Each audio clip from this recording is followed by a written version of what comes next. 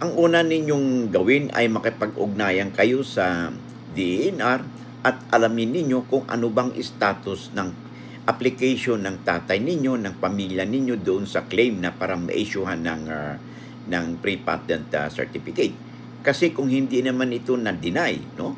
At dapat ipagpatuloy ninyo ang application nito, considering na you have been there, doon sa lupa since 1980 pa, and in possession kayo. Kaya dapat kayo ay magkaroon ng preferential right, doon sa application at pag-issue ng pre-patent certificate, assuming na lahat ng dokumento ay na-comply naman ninyo. Okay? Then makipag-ugnayan din kayo doon sa assessor's office kung paano ang naging basehan nila na na-issuehan ng tax declaration certificate yung nasabing tao na hindi naman sila nakapossession doon at kayo have been in possession doon sa lupa in 1980s pa, no? At presumably in the concept of an owner. Okay?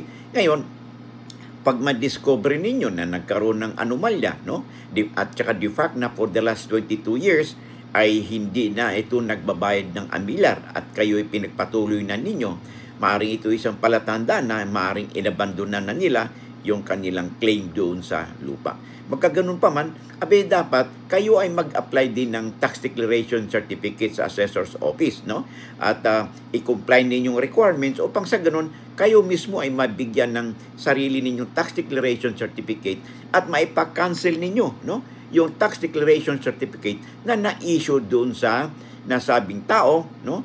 Na 22 years nang hindi nagbabayad ng amilyar at maaring inabandona, no, ang kanilang ang nasabi mong lupa because they are not in possession, no, doon sa lupa. And since 1980, kayo pa ang nakapossession doon sa lupa. So, kung kinakailangan, mapag-ugnayan kayo sa lawyer for further assistance. Lamang na kayo, no, pag may alam sa batas.